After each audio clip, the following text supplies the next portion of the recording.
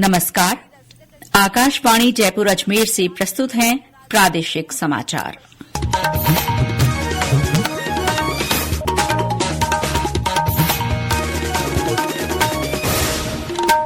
मुख्य समाचार। गृह मंत्री अमित शाह ने सभी राज्यों के मुख्यमंत्रियों से कहा है कि वे अपने राज्य में पाकिस्तानी नागरिकों की पहचान कर उन्हें वापस भेजें। केंद्रीय मंत्री धर्मेंद्र प्रधान ने आबू रोड के शांतिवन में राष्ट्रीय शिक्षाविद सम्मेलन का उद्घाटन किया। प्रसार भारती की ओर से विकसित ओटीटी प्लेटफॉर्म वेव्स पर विविधतापूर्ण पारिवारिक कंटेंट निःशुल्क उपलब्ध। और जयपुर, अजमेर, भरतपुर और कोटा संभाग में कल कहीं कहीं तेज हवाएं चलने और हल्की बारिश के आसार। समाचारों के साथ मैं शीला चावला। और अब समाचार विस्तार से। केंद्रीय गृह मंत्री अमित शाह ने आज सभी मुख्यमंत्रियों से बात की और उनसे अपने राज्यों में पाकिस्तानी नागरिकों की पहचान करने को कहा। पहलगाम आतंकी हमले के मद्देनजर भारत की ओर से पाकिस्तानी नागरिकों को जारी किए गए वीजा रद्द करने के एक दिन बाद ही ये कदम उठाया गया है। श्री शाह ने मुख्यमंत्रियों से कहा कि वे पाकिस्तानियों की जल्द वापसी सुनिश्चित करें। गृह मंत्री ने अब से कुछ ही देर पहले नई दिल्ली में सिंधु जल संधि के बारे में बैठक ली। इसमें केंद्रीय जल शक्ति मंत्री सीआर पाटिल और वरिष्ठ अधिकारी मौजूद रहे। गौरतलब है कि भारत ने पहलगाम हमले के मद्देनजर सिंधु जल संधि को निलंबित कर दिया है। उधर सेना प्रमुख जनरल उपेंद्र द्विवेदी आज श्रीनगर पहुंचे। सेना के कमांडरों ने जनरल द्विवेदी को मौजूदा हालात और आतंकियों के खिलाफ सेना की ओर से उठाए गए कदमों की जानकारी दी। सेना प्रमुख को नियंत्रण रेखा की स्थिति के बारे में भी बताया गया। गौरतलब है कि आज सुबह नियंत्रण रेखा पर कुछ जगह पाकिस्तान की ओर से गोलीबारी की गई थी, जिसका भारतीय सेना ने असरदार तरीके से जवाब दिया। जम्मू कश्मीर के पहलगाम में हुए आतंकी हमले में सेना ने आतंकियों के खिलाफ सघन अभियान चला रखा है। सुरक्षा बलों ने संदिग्ध स्थानों की घेराबंदी की है। वहीं हेलीकॉप्टर के जरिए भी निगरानी रखी जा रही है। पहलगाम आतंकी हमले के विरोध में प्रदेश में लोगों और विभिन्न समूहों की ओर से विरोध प्रदर्शन का सिलसिला जारी है। और ब्यौरा दे रही हैं समाचार कक्ष से डॉक्टर सालेहा गाजी। पहलगाम में पर्यटकों पर हुए आतंकी हमले के विरोध में आज प्रदेश में कोटा, झुंझुनू, हनुमानगढ़ सहित विभिन्न स्थानों पर 12 बजे तक दुकानें बंद रही। राजसमंद में भी सामूहिक प्रदर्शन कर इस कायराना हमले की कड़ी निंदा की गई। हमलावरों के प्रति आक्रोश जताते हुए श्रीगंगानगर में आतंकवाद का पुतला जलाया गया। झुंझुनू में कैंडल मार्च निकालकर मृतकों को श्रद्धांजलि दी गई। वहीं पाली में शहर के मुख्य मार्गों से मशाल रैली निकाली जा रही है। केंद्रीय मंत्री धर्मेंद्र प्रधान आज सिरोही जिले के आबू रोड दौरे पर रहे। श्री प्रधान ने ब्रह्म कुमारी संस्थान के मुख्यालय शांतिवन में राष्ट्रीय शिक्षाविद सम्मेलन का उद्घाटन किया। इसमें देश भर के 400 से ज्यादा विश्वविद्यालय और कॉलेज प्रोफेसर भाग ले रहे हैं। समग्र कल्याण के लिए शिक्षा विषय पर इस सम्मेलन का आयोजन किया जा रहा है। इस मौके पर केंद्रीय शिक्षा मंत्री ने कहा कि ब्रह्म कुमारी संस्थान की ओर से समाज सेवा के साथ साथ में शिक्षा के क्षेत्र में भी सराहनीय कार्य किया जा रहा है। इससे पूरी दुनिया में सकारात्मक संदेश जाता है। माउंट आबू सदियों से आत्मचिंतन और आध्यात्मिक शिक्षा की एक पावन स्थान बन चुकी है। यहाँ ऋषि, मुनि और साधक गहराई से साधना करके सिद्धि प्राप्त किए हैं। आज यहाँ ब्रह्म कुमारी किस पवित्र अनुष्ठान में आया हूँ। आपकी वैल्यू बेस्ड एजुकेशन और इनर ट्रांसफॉर्मेशन के प्रति प्रतिबद्धता केवल इस कार्यक्रम में नहीं बल्कि अनेक वैश्विक प्रयासों में से भी स्पष्ट झलकती है। मैं इसके लिए आपको बधाई देता हूँ। राज्य सरकार ने एक आदेश जारी कर नए बनाए जिले फलौदी, बालोतरा, ब्यावर, सलूमबर, डीग, डीडवाना, कुचामन, खैरथल, तिजारा, कोटपूतली, बहरोड के लिए जिला आपदा प्रबंधन प्राधिकरण गठित किया है। आपदा प्रबंधन विभाग के संयुक्त शासन सचिव भगवंत सिंह ने बताया कि इन जिलों के प्राधिकरण के अध्यक्ष संबंधित जिला कलेक्टर होंगे। इसके अलावा जिला परिषद प्रमुख सह अध्यक्ष होंगे।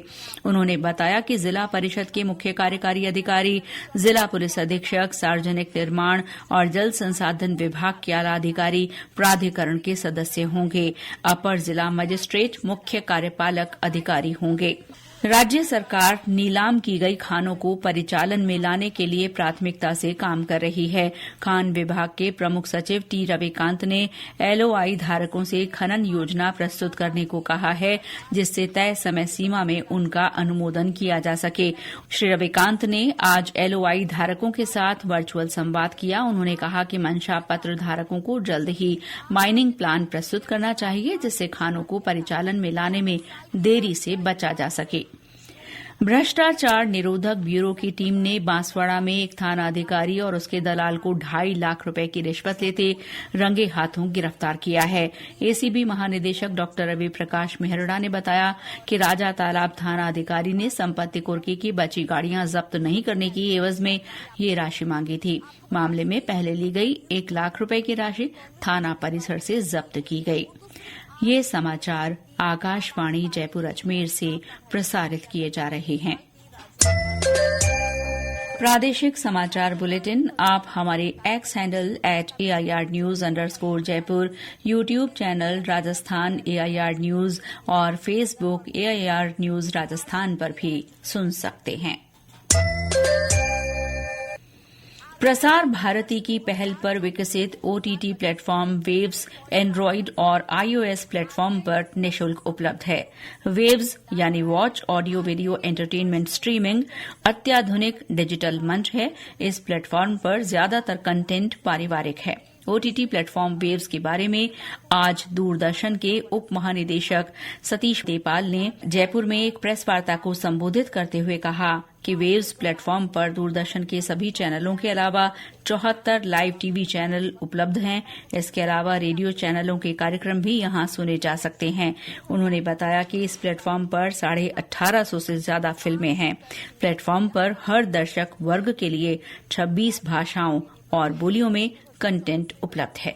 प्रसार भारती ने भारत के लोक प्रसारक होने की प्रतिबद्धता के साथ लगातार बदलते मीडिया परिदृश्य के साथ विकसित होने का प्रयास किया है। OTT प्लेटफॉर्म वेव के माध्यम से दूरदर्शन और आकाशवाणी की समृद्ध व गौरवशाली विरासत को आज के डिजिटल दर्शकों की गतिशील मांगों के साथ जोड़ने का ये एक प्रयास है। वेव पर उपलब्ध सामग्रियों में रामायण, महाभारत, शक्तिमान, हम लोग जैसे पुराने क्लासिक शो भी शामिल है। इसके अतिरिक्त video on demand, free to play gaming, live TV streaming और 65 लाइव चैनल्स के अतिरिक्त वेव जो है एक on DC open network for digital commerce के माध्यम से ऑनलाइन शॉपिंग प्लेटफॉर्म भी प्रदान कर रहा है।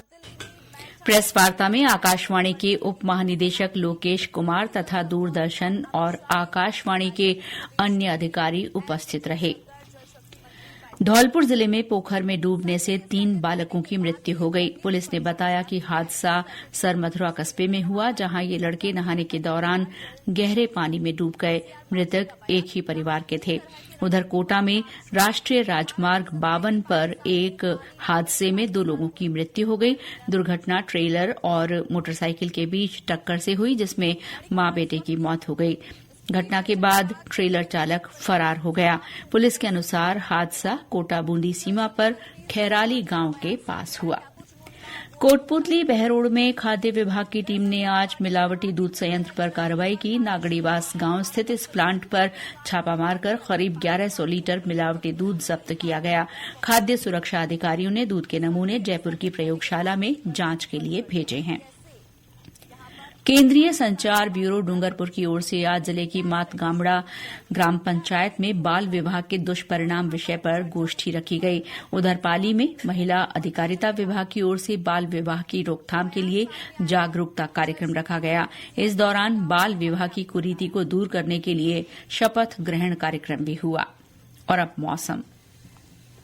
राज्य में आज चूरू, झालावाड़, बाड़मेर, जैसलमेर सहित कई स्थानों पर हीट वेव का असर रहा। बीते 24 घंटों में बाड़मेर में अधिकतम तापमान 44.8 डिग्री सेल्सियस मापा गया, जो सामान्य से करीब 5 डिग्री सेल्सियस अधिक है। वहीं जयपुर और जोधपुर संभाग में कहीं कहीं लू के हालात रहे और तापमान सामान्य से 3 से 5 डिग्री सेल्सियस ऊपर रिकॉर्ड हुआ। श्रीगंगानगर में हीट वेव की स्थिति को देखते हुए स्वास्थ्य विभाग अलर्ट मोड पर है। सीमावर्ती क्षेत्रों के सभी स्वास्थ्य केंद्रों पर आवश्यक व्यवस्थाएं सुनिश्चित की जा रही हैं। मौसम विभाग के अनुसार अगले 3-4 दिनों में तापमान में 2 से 3 डिग्री बढ़ोतरी की संभावना है। एक नए पश्चिमी विक्षोभ के असर से कल जयपुर, अजमेर, भरतपुर और कोटा संभाग में कुछ स्थानों पर दोपहर बाद गरज के साथ हल्की बारिश होने और तेज हवाएं चलने के आसार हैं। मई के पहले सप्ताह में आंधी बारिश की गतिविधियों में बढ़ोतरी हो सकती है। इससे हीट वेव से राहत मिलने की संभावना है। इसरो के पूर्व अध्यक्ष और भारत की राष्ट्रीय शिक्षा नीति के प्रमुख निर्माता डॉक्टर के कस्तूरीरंगन का आज सुबह बेंगलुरु स्थित उनके आवास पर निधन हो गया। वे 84 वर्ष के थे। प्रधानमंत्री नरेंद्र मोदी ने सोशल मीडिया पर श्री कस्तूरीरंगन के निधन पर संवेदना जताई है। प्रधानमंत्री नरेंद्र मोदी रविवार सुबह 11 बजे आकाशवाणी के मन की बात कार्यक्रम में अपने विचार साझा करेंगे।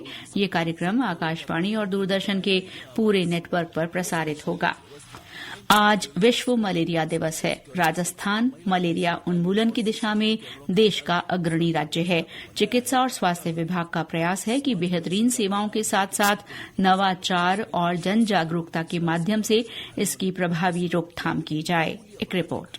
विश्व मलेरिया दिवस की इस वर्ष की थीम मलेरिया का अंत, पुनर्निवेश, पुनर्कल्पना, पुनर्जागृति निर्धारित की गई है। ये मलेरिया उन्मूलन के लिए साझा जिम्मेदारी को दर्शाती है। चिकित्सा मंत्री गजेंद्र सिंह खींवसर ने बताया कि मलेरिया की रोकथाम के लिए विभाग विभिन्न नवाचारों पर फोकस करेगा। स्वास्थ्य मंत्रालय ने मलेरिया उन्मूलन की दिशा में राजस्थान को राष्ट्रीय स्तर पर कैटेगरी 1 में वर्गीकृत किया है। इसमें वे राज्य आते हैं जिनकी वार्षिक पैरासाइट इंसिडेंस 1 से कम है। प्रदेश में मलेरिया क्रैश कार्यक्रम के तहत एंटी लार्वा छिड़काव और फोगिंग की गतिविधियां की जा रही हैं। इसके साथ ही अन्य विभागों से समन्वय करते हुए मलेरिया उन्मूलन के सामूहिक प्रयासों पर जोर दिया जा रहा है। समाचार कक्ष से सुदर्शन नाहर। और अंत में मुख्य समाचार एक बार फिर। गृह मंत्री अमित शाह ने सभी राज्यों के मुख्यमंत्रियों से कहा है कि वे अपने राज्य में पाकिस्तानी नागरिकों की पहचान कर उन्हें वापस भेजें।